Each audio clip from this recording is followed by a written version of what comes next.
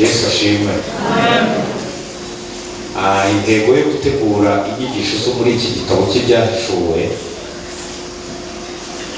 kwari ukugira ngo tube mu bukristo busobanukiwe, tutajyanwa hirya no hino n'imiyaga n'imiraba n'imyigishirize y'uburyo bwinshi, ariko cyane cyane kugira ngo tumenye uyu mugabo witwa Antikristo.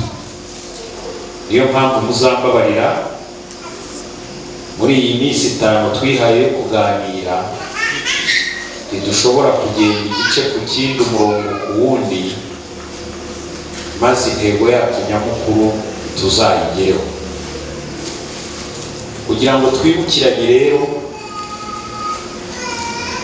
nongere mbabwire ku iki gice cyangwa iki gitabo cy'ibyahishuwe kigabanijwemo ibice bitatu. Siko bimeze, nubwo gifite ibice 22 ariko kigabanijwemo ibice bitatu. Umurongo mukuru ni igice cya mbere, umurongo wa 19, ibyo ubonye, ibiriho n'ibiri bukurikireho hano. Ibyo ntimwabifashe mu mutwe? Ibyo ubonye ni igice cya mbere, ibiriho ni icya kabiri n'icya gatatu. Igice cya kane, Yohana yakuwe mu isi ajyanwa mu ijuru. Igice cya kane rero kugeza icya 22 ni ibiri bukurikireho hano. Iki gice cya kane ni cy'itorero rizazamurirwamo. Turi kumwe? Ibizakurikiraho kugeza mu bice 22 ni ibiri bukurikireho hanyuma itorero ryazamuka. Nibyo? Reka mvuge neza, ndi imbere ya kamera, inyigisho zanjye zizagera hejuru. Ndagira ngo mbabwire ngo ntimutinye. Ntimugire gute? Ntimugire gute? Ntimutinye, ntimukuke umutima. Ibimenyetso n'amayoberane ya Gikristo n'uburiganya bwose bw'isi ntacyo butwaye abacometse kuri Kristo. Amen. Reka mbahuye. Ushobora kuvuga uti banteye urukingo, uteze ugutwi, bazaba banteye umubare w'inyamaswa. Sibyo abantu bari gutinya? Sibyo mutinya?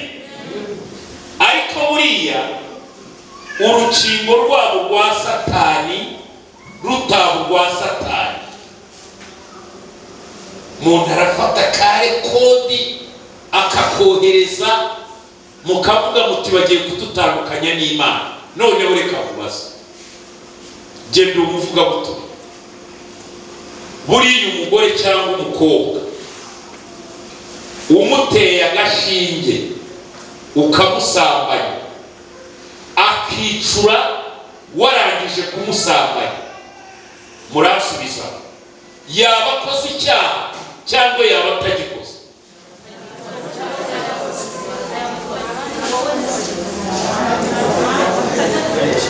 Urambwira uti nta cyaha yaba afite ku Mana.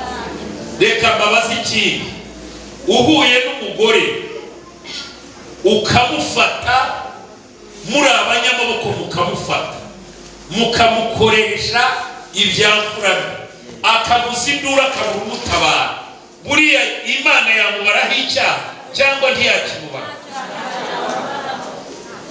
Buriya rero ibyo mutinya nibishaka bibi bya Satani cyangwa byo kubayo, uburyo bwose isi yakoresha ikadukoresha uburiganya, tumeze nka wa mugore watewe agashinge agasinzira. Muremeye? Muremeye? Jewe sindi umunyapolitike, bibi bya Antikristo cyangwa bye kubibye. Icyo barambwiye bati hadutse indwara y'icyorezo, dushyize agapfukamunwa ku munwa kandi duhanye iki? None habonetse n'urukingo rwo kugukingira, nge bakangingira. Ubwo icyaha uzabukoze ni none se ko ndeba ibintu biza abakristo bagahuza,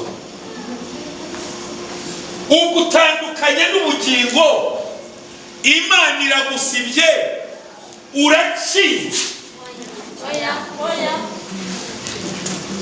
Abantu bavuye mu rusengero, abantu basezeye ku kazi, muzagwa n'ubukristo mu butakazi. Inzira iracyari ndende. Pawulo akandika akavuga ngo nuba amayoberane, niko yabwiye Abatesalonike, y'uburyo bwinshi ariho ariko ntabwo ashobora guhishurwa kereka ikimubuza givuwe. Ikimubuza ninde? Ni itorero n'umwuka. Yesu ashimwe. Uburyo bwose isi yakoresha, ntimugire ubwoba, wiva mu rusengero, witakaza akazi kawe, wihunga.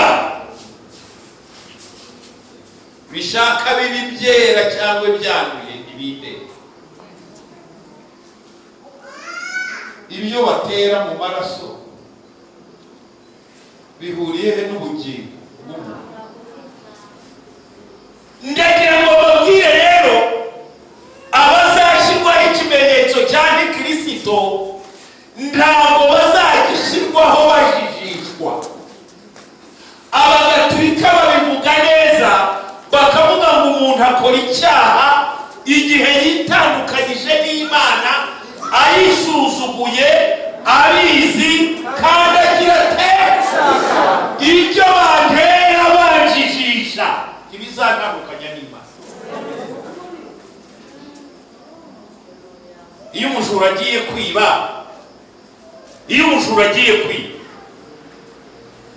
ntagenda yishe, kabone niyo yaba umupagani, hazise kwibyo akora ari bibi.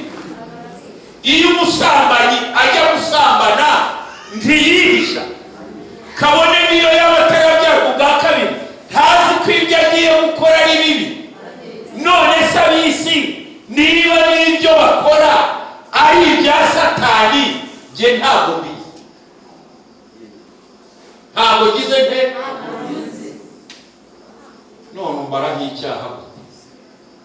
Antikristo abazamukorera bazamuhitamo. Ntabwo azaba ari ibintu byo kuji ngo reka tugukingi. Oya, bazakubwira bati kuriya ni Kristo, turamwemera, tugamwemera. Utigize nte?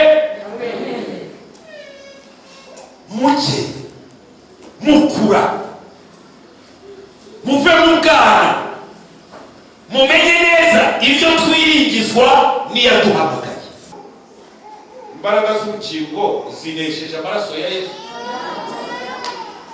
zirayanesheje. Ese abaye feke ku buryo barugaye ngo umwanya bari washitani ntabwo bayo. Hari igihe muri abakristo muri umuntu umeze nk'utwabana ngo sizagutegwa n'azabo washitani. Abashitani kugira ngo ntibabihitamo, babihitamo. Ntabwo rero bashishishwa, ni mu Mungu. Amen. Ibice bitanu igitabo cy'ibyahishuriwe Yohana, iyo benshi babisobanura baravuga ngo ni ugucungurwa, siko bavuga. Ndetse n'abaririmbyi bagiye baririmbamo indirimbo bakavuga ngo ni ugucungurwa. Ese bumvise gucungurwa byanditse? Yohana amaze kugera mu ijuru, yabonye yicaye kuri yande ifite igitabo mu kuboko kwayo kw'iburyo. Siko twasomye? Kandi icyo gitabo ngo cyari gifatanishijwe ibimenyetso bingahe? Ngo itangira kubaririza mu ijuru, mu isi n'ukuzimu. Niba hari uwaza ngo abumbure icyo gitabo amenye ibyo bimenyetso, none reka kubaze wewe wigisha abantu ko iki gice cya 5 ari ugucungura. Imana yajya gucungura ikabaririza igashyiraho abakomisiyoneri bo mu ijuru n'abo mu isi n'ab'ikuzimu? Pawulo yandikira Abefeso yaravuze ngo twacunguwe isi itaraba. Umugambi w'Imana wo gucungura ntabwo yawubaririje mu gice cya 5, ahubwo Imana imaze kureba umuntu yari izi neza ko azagwa. Umuntu yaremwe ku wa 6, siko bimeze? Ari nayo mpamvu ubwuzure bw'umuntu ari 6. Yesu ashimwe. Iruhuka kuri 7. Ariyo mpamvu ubwuzure bw'Imana ari kangahe? 7. Nimuzajya gusoma mu gitabo cy'ibyahishuwe mukabona impanda 7, imyuka 7, ibitereko by'amatabaza 7, amatorero 7, 7 ni ubwuzure bw'Imana. Icyo cyumvikanye. Imaze kurema umuntu iravuga iti nzamushyiraho. Umugambi w'Imana wo kurema umuntu imaze kuwugira yaravuze iti nzamushyiraho. Iramurema iravuga ngo reka mbanze muremere aho nzamushyira. Turi amatungo y'Imana. Imaze kugena umugambi wo kuturema yaravuze iti umushinga ndawukoze. Nababwiye ko umushinga w'Imana utajya wigwa nabi. Reka ndebe aho nzabanza mushyire. Irema isi. Azamuki irema amazi. Yesu ashimwe. Niyo mpamvu uzasanga mbere yo kurema umuntu yabanje ibimukikije. Mujye mubibungabunga. Yesu ashimwe. Iterambere ryaje rikuraho ibidukikije. Isi ihangayikishijwe nuko ikoranabuhanga n'iterambere ririmo ritsembaho iby'Imana yari yararemye ngo bigire neza umuntu. Reka nihute. Iki gice cya 5 rero ntabwo ari ugucungura. Ikikubwira ko atari ugucungura, baravuze amaze kumenya ibimenyetso ngo bararirimba ngo ni wowe wari ukwiye kumenya gufata iki gitabo ukamenya ibimenyetso bigifatanije, kuko ari wowe watambwe ugacungurira abantu kuba abami n'abatambyi b'Imana ihoraho. Birashaka kuvuga ngo umurimo wo gucungura Kristo yari yaramaze kuwukora, ahubwo iki gitabo gifatanishije ibimenyetso mu bice 6. Reka tuhagere. Amaze kukimena uriya mwabonye ari ugucungura. Amena ikimenyetso cya mbere. Hahise haza ifarashi imeze y'umweru. Reka dusome. Twe kugenda tudasomye kugira ngo mubyumve. Mu bice 6. Nuko bona umwana w'intama amena kimwe muri ibyo bimenyetso 7 bifatanije cya gitabo. Numva kimwe muri bya bizima 4 bivuga ijwi nk'iry'inkuba kiti ngwino. 2. Ngiye kubona mbona ifarashi y'umweru kandi uyicayeho yari afite umuheto, ahabwa ikamba, nuko agenda anesha kandi ngo ahora agira ate? Anesha. Reka mvuge kuri iyi farashi y'umweru. nanone benshi barayitiranya bakayita Kristo. Impamvu ibajijisha bakayita Yesu ngo nuko yasagite yari umweru, kandi uyicayeho ahabwa umuheto kugira ngo agende anesha kandi ahore anesha. Tujye muri Matayo 24 maze mumbwire ko ari Kristo. Muramenye uwo mutipe uwo ari. Uwo muki oya ntabwo ari umujyamo, ni umutipe. Reka uwo ngawo ntabwo ari Kristo, ntazabajijishe. Matayo 24 duhere ku murongo wa 4 mwumva uwo ari. Yesu arabasubiza ati, mwirinde hatagira umuntu ubayobya, dore nguyu rero kuri 5, kuko benshi bazaza biyita izina ryanjye bati ni jye Kristo. Bazagira gute? Bajijisha, bakabona ifarashi n'umweru bakajijisha, bakabona uyicaye haragenda nesha. Uyazaba ari Kristo, hazaba ari Kristo. Isi izaba itangiye guhura n'ingorane zikomeye, kuko itorero rya Kristo ubuhanuzi bwa Yesaya twarabusomye buzaba busohoye. Imana izaba ibwiye itorero ngo, we jamaa wangu, ngwino nkwereka aho uba wikinze.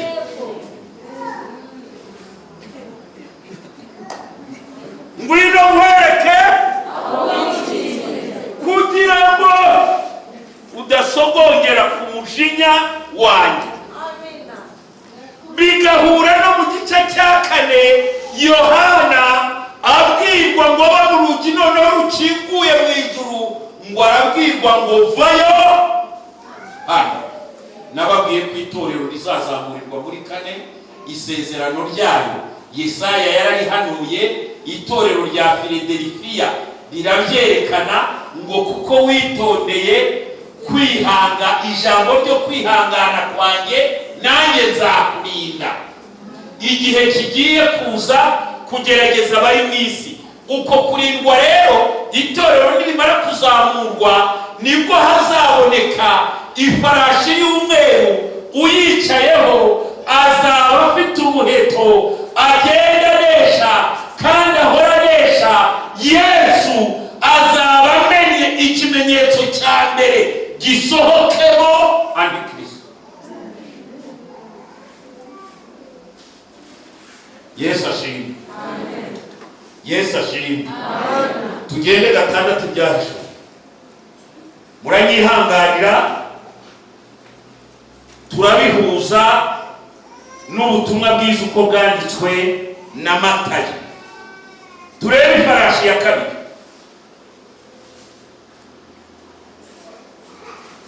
Umurongo wa 2, umurongo wa 3. Umwana w'intama amenye ikimenyetso cya 2, numva ikizima cya 2 kivuga kiti ngwino. Nuko haza indi farashi igira ibigenzi iti, uyicayeho ahabwa gukura amahoro mu isi, ngo bicane kandi ahabwa inkota ndende. Tugende Matayo 24.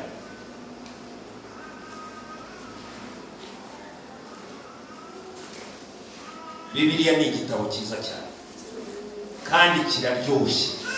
Ni ubuhanuzi busobanutse abantu badakwiye guhuzagurikaho. Matayo 24 twabonye ko hazaza biyita Kristo bakayobya benshi. mumuhuza na ya farashi yande.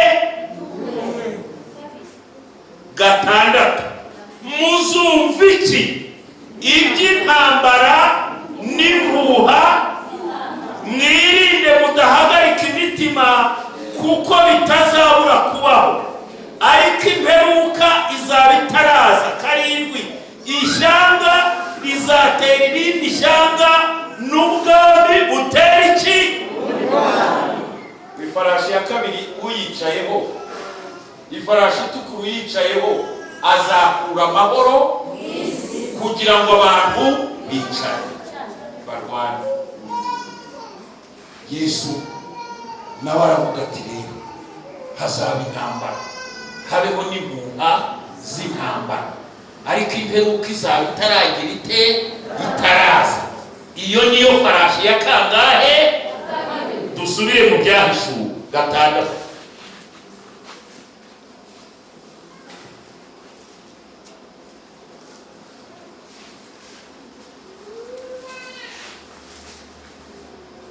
Aha, twageze ku ifarashi ya gatatu,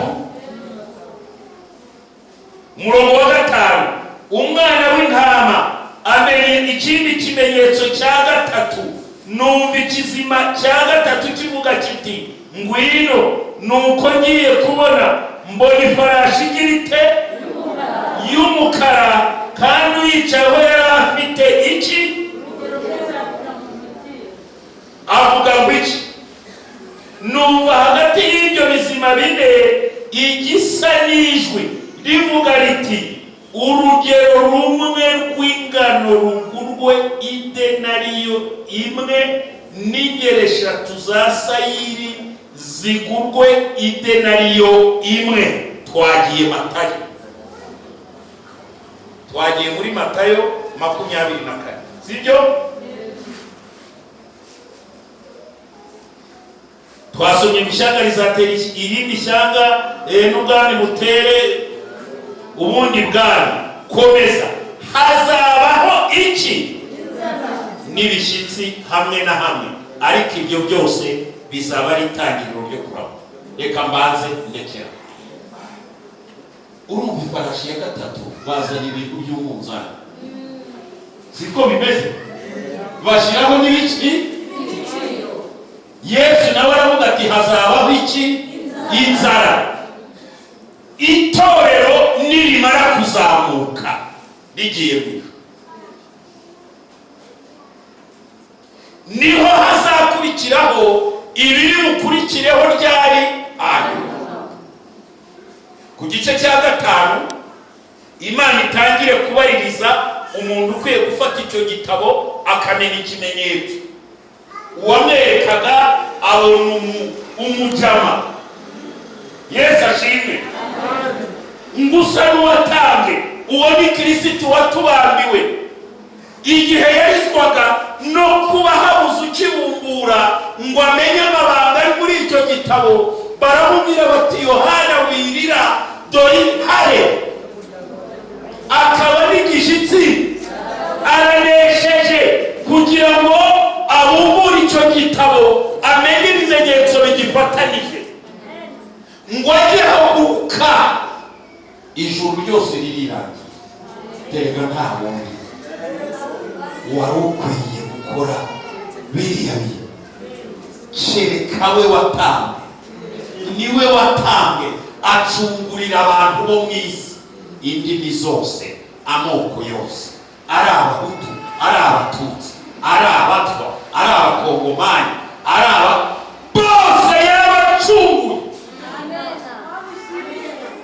Turumwe muri Yesu ashimwe. Amen. Mu itorero rya Kristo nta bintu by'amoko.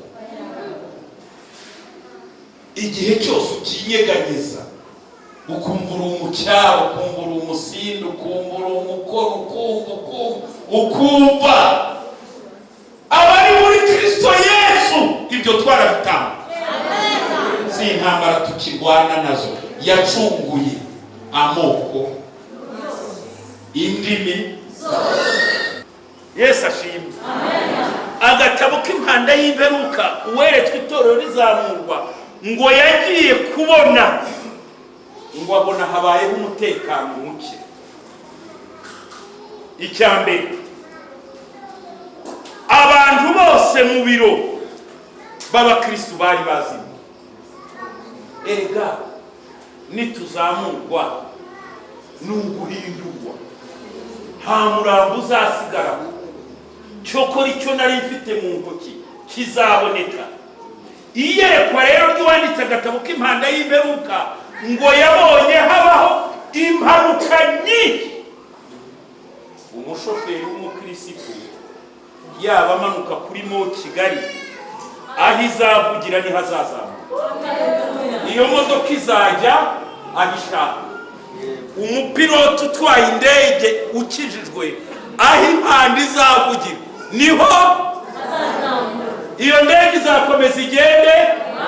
Ngo yabonye mu biro abantu babuze, abajenerali bakijijwe babuze, abapolisi babuze, abantu bo mu nzego z'ibanze zabuze. Ariko arandika aravuga ngo cyo abakozi bo mu rugo bazakubita inkoni nyinshi. Uwo umugore yasigiye uruhinja ruzamwinyufura bundi. Umupaganikazi wawe nataha ati urihe, ati narindi ufite, ariko rugira gute?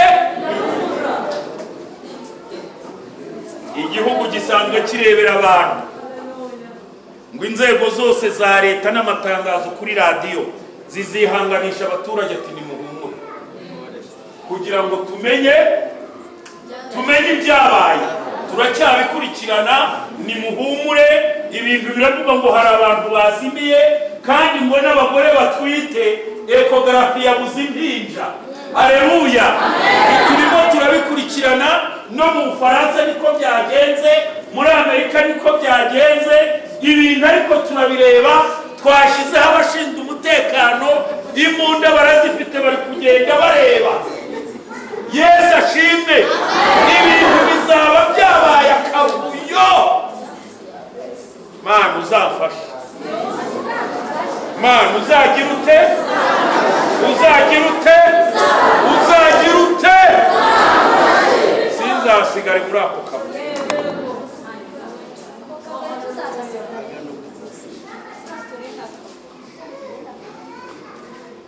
Ngwino hano nkwereka aho ugize ute.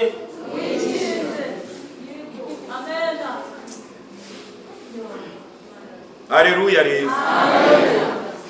Mana abakijijwe mu bikiwe ibintu, Kristo ni mukomereho. Ingeso za kamere muzirwanye. Mbere ya jenoside hari umusaze hano mu mujyi yagendaga avuga ati ko umutima uteye ujye uvuga uti ndi umunyabyaha.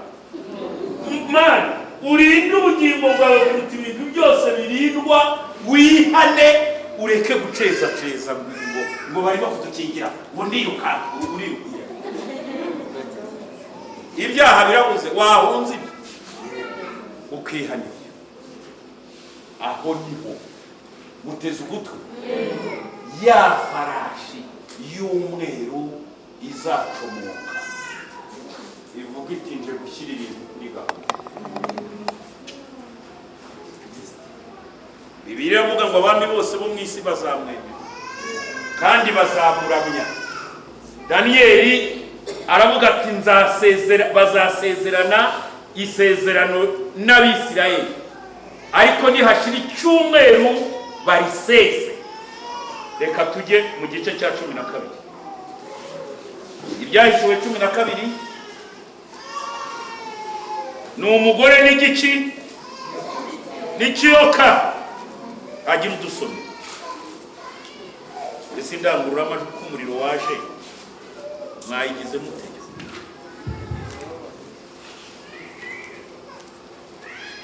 Cumi na kabiri ibyahishuriwe Yohana. Reka some. Akira some. Reka dusome izina rya Yesu. Iby'umugore n'ikiyoka.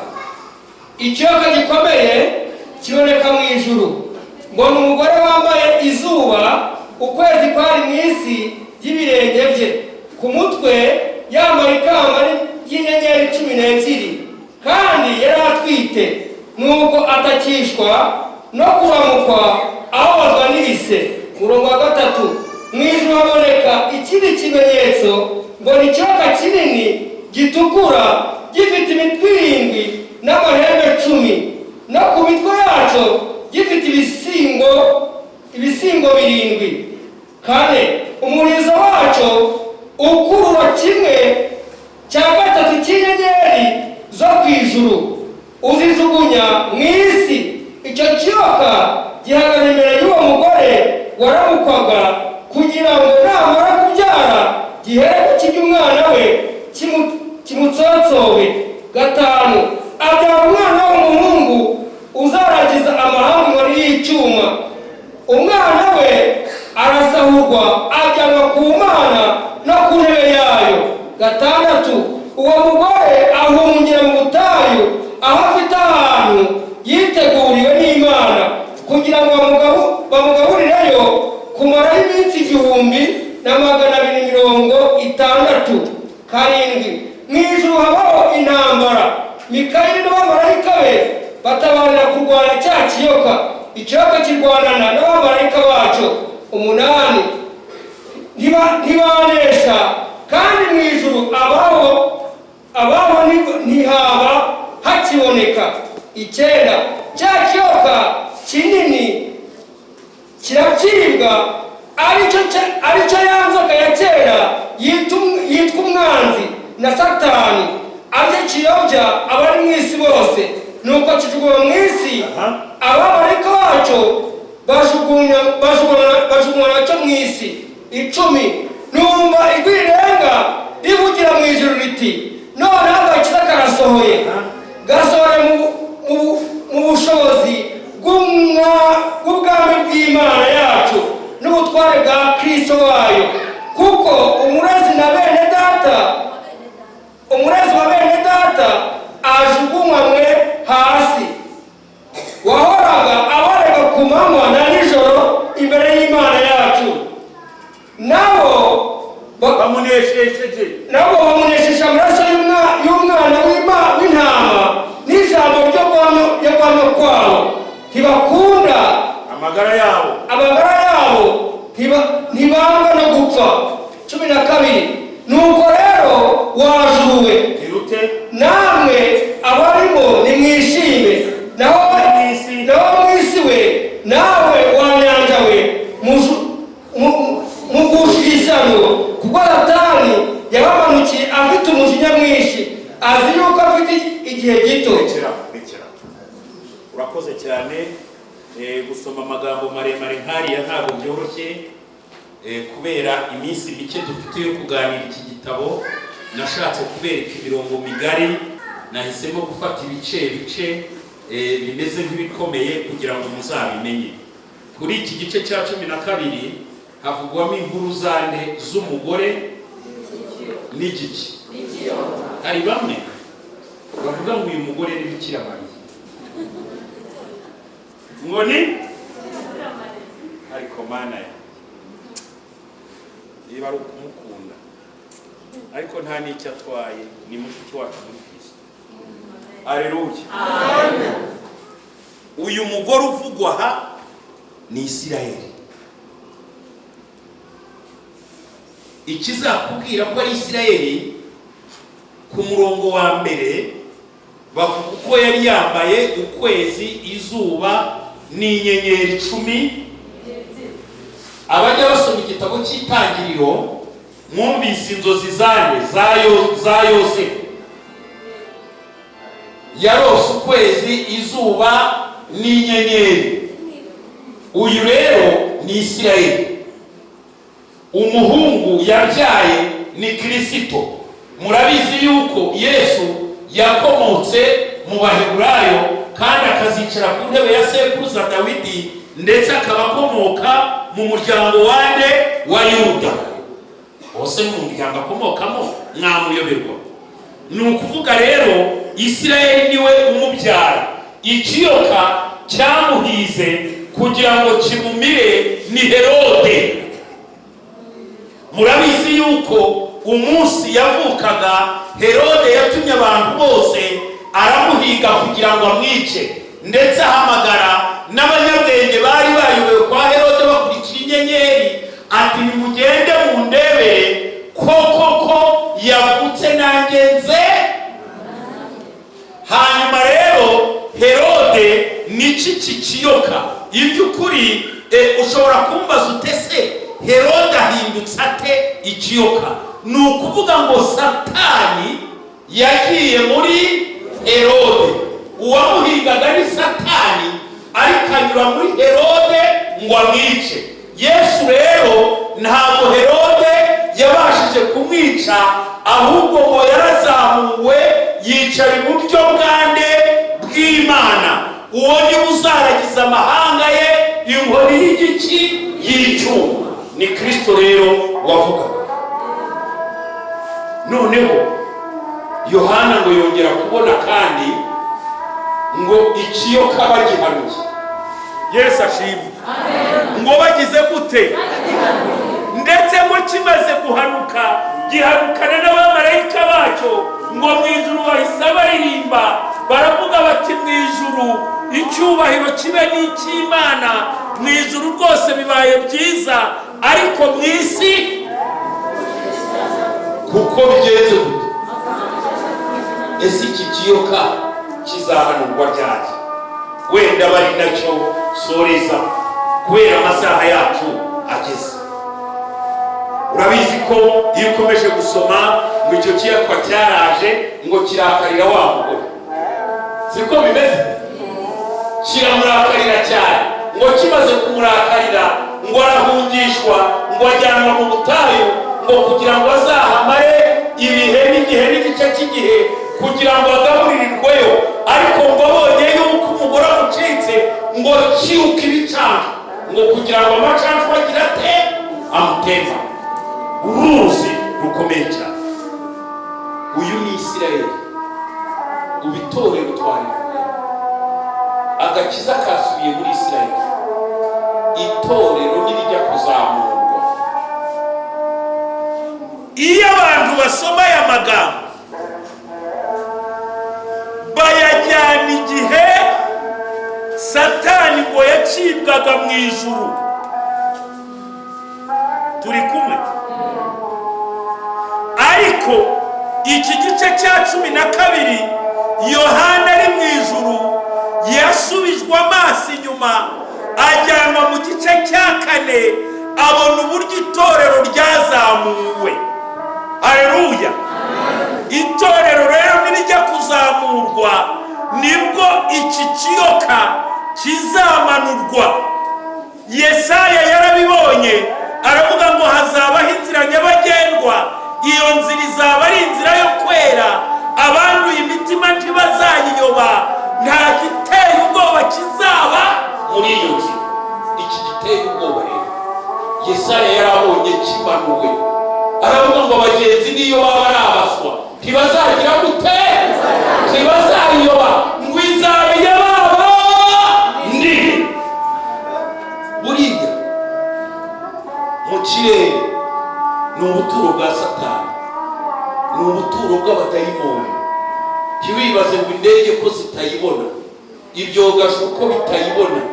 Pawulo yandikira Abefeso yarababwiye ngo ntabwo turwana n'abafite inyama n'amaraso, ahubwo turwana n'abategetsi bakomeye b'imyuka mibi y'ahantu he.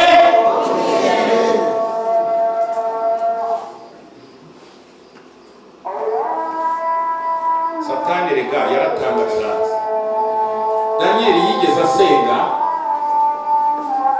arasenga, ariko marayika aramubwira ngo ukimara gusenga igisubizo cyawe cyamanutse. Ariko wari ukizanye ahura n'Abamedi n'Abaperesi, yabonye bariyeri ikomeye y'abadayimoni iramutangira. Imana igomba kohereza umumarayika ushinzwe urugamba. Ntabwo dushaka kwiga iby'abamarayika, ariko mu ijuru hari abamarayika batandukanye.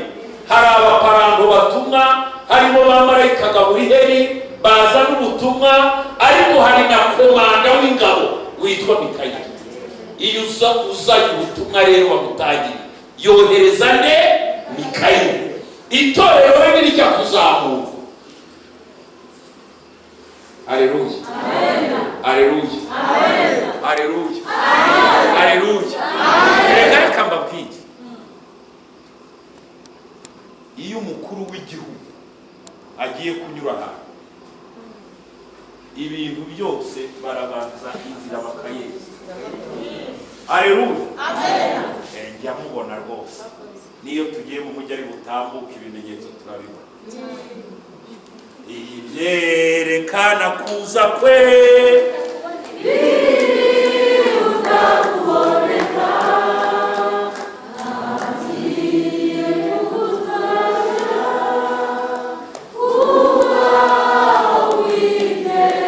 abandi b'ibihugu iyo bagiye gutambuka, inzira igomba kuba nyabagendwa, kandi iyo nzira igomba kuba ari inzira yera. Nta n'igiteye ubwoba gishobora kuba muri iyo nzira. Itorero rikimara kuzamuka, rigiye kuzamurwa, Imana izabanza yeze ikirere rigiye gucamo. Abadayimoni na Satani batega amasengesho yacu mu kirere bahanurwe. Bibiliya niyo mpamvu yavuze ngo wa murezi wabaregaga ku manywa na nijoro agize ate? Wajuru rero ugira ute? Naho wasi kuko Satani agize ate?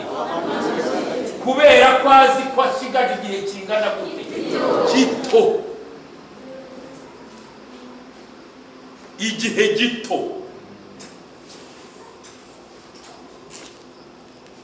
Paulo yandikira Abatesalonike, Yesu ashimwe, amen, ababwira iby'umuzuko. Abatesalonike bari barakije. Paulo avuye i Filipi yamaze ibyumweru 3 muri Tesalonike, ababwira ubutumwa, barihana, barizera, bategereza Yesu. Kandi Abatesalonike bari bakijijwe neza, bazi neza rwose ko Paulo yari yababwiye ati mukizwe gusa, ubundi Yesu azaza abajyana. Abayuda bashaka kwica Paulo, arahunga. Ahahungiye Abayuda naho barahamusanga, arongera arahunga, ajya muri Atene, ubu ni mu Bugiriki.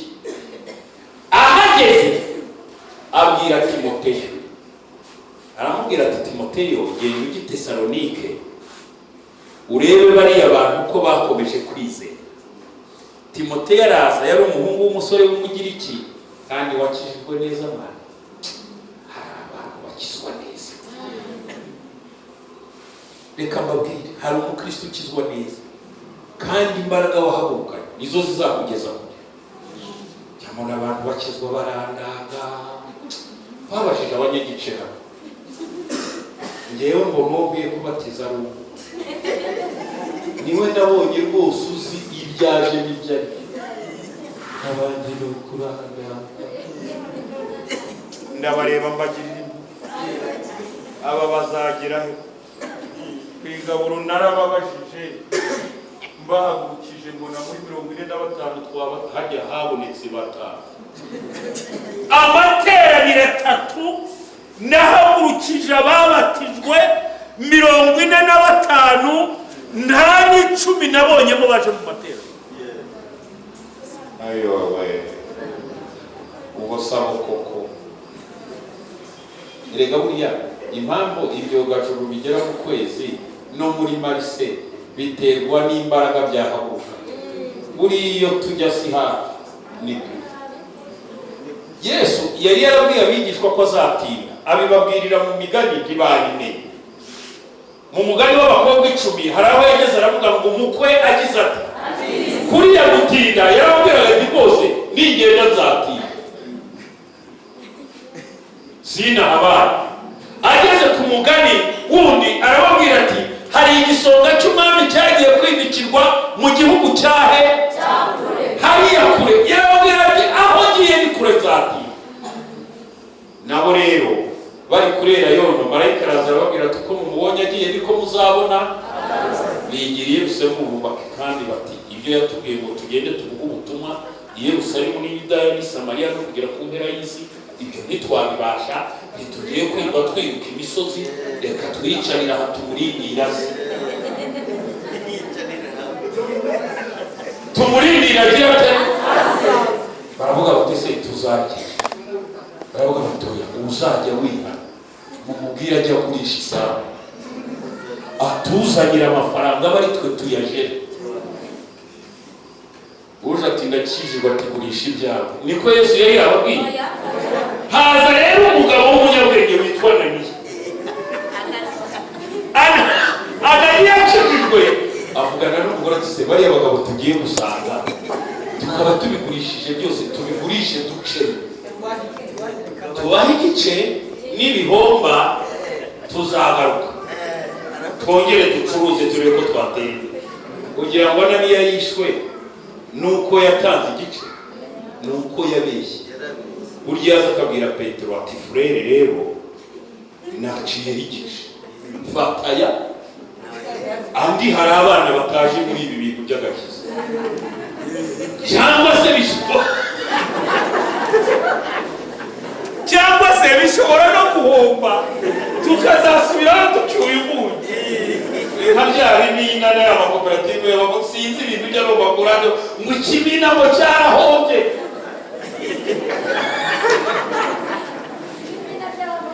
Kandi Yesu ntabwo yari yababwiye kwaka umuntu uja gukizwa ibyo ngo abigurishe.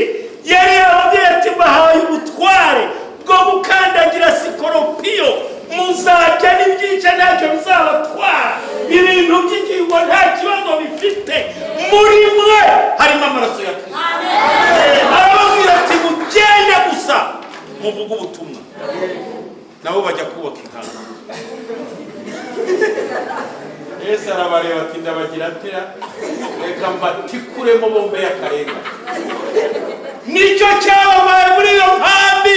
Barirukanka baragenda ngo batatanira hirya no hino mu Antiyokiya, bajyaga kuvuga ubutumwa ku mbaraga. Erega isezerano Imana yagusezeranyije, niba hari aho yakubwiye uzajya ukagera kure, uzagenda ku nabi cyangwa ku neza.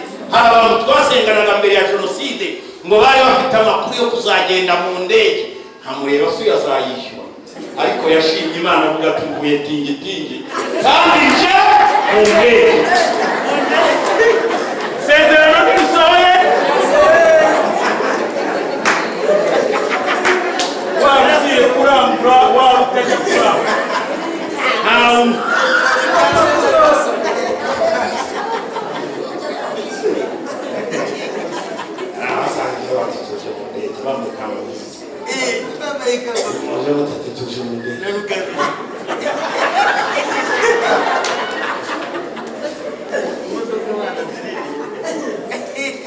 Yesu ashimwe. Yesu ashimwe. Ibyica byose ntacyo bizaba.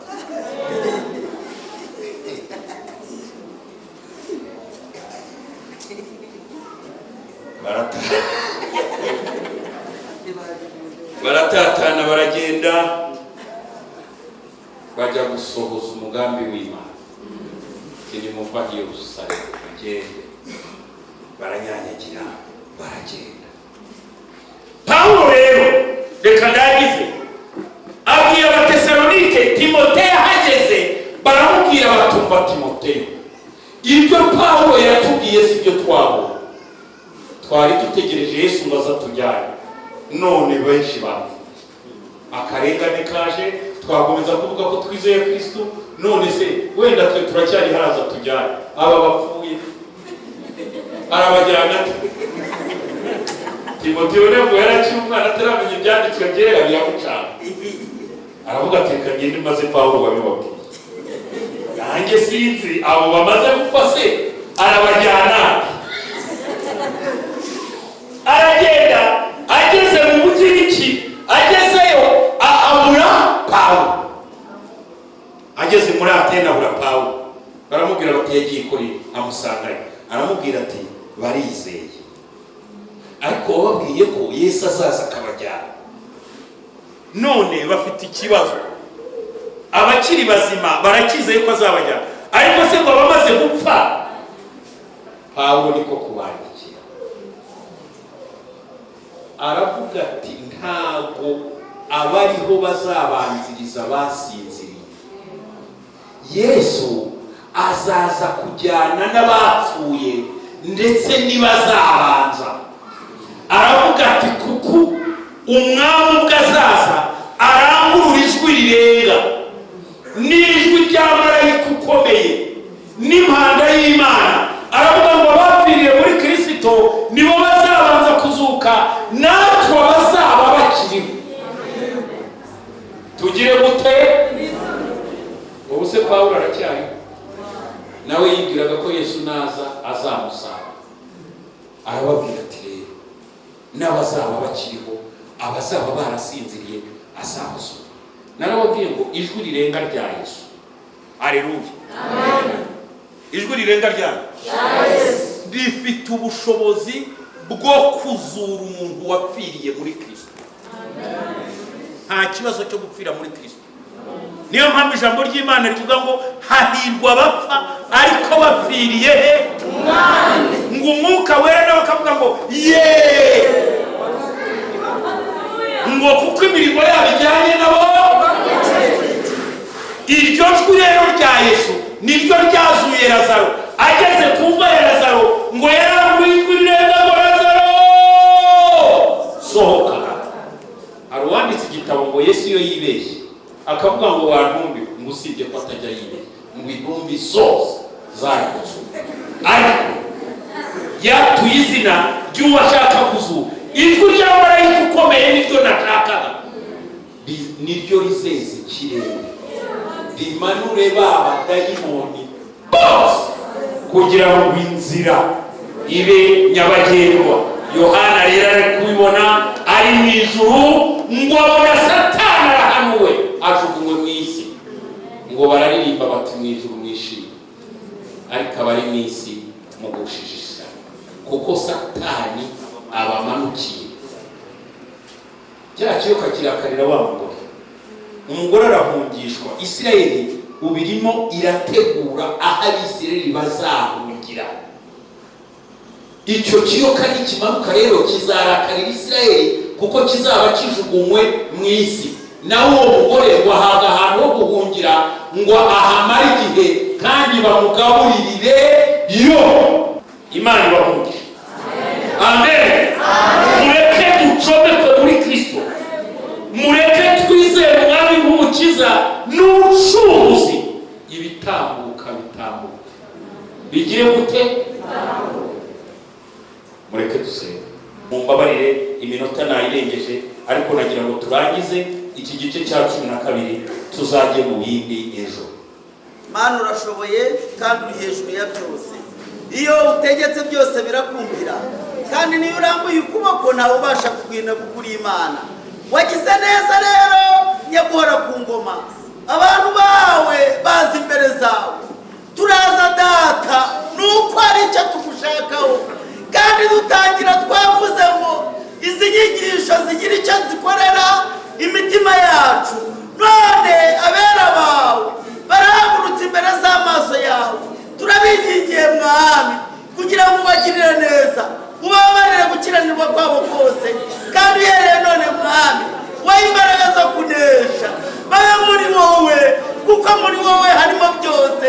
Ubashoboze Data kugukiranukira ku gato no ku kanini. Urakoze kubyumvishe, urakoze kugiriye neza aba bantu. Icyubahiro n'ikuzo Mwami turabiguhaye, tugukomeye amashyi tugushimira. Agakiza kandi amahoro kandi amen. Amen.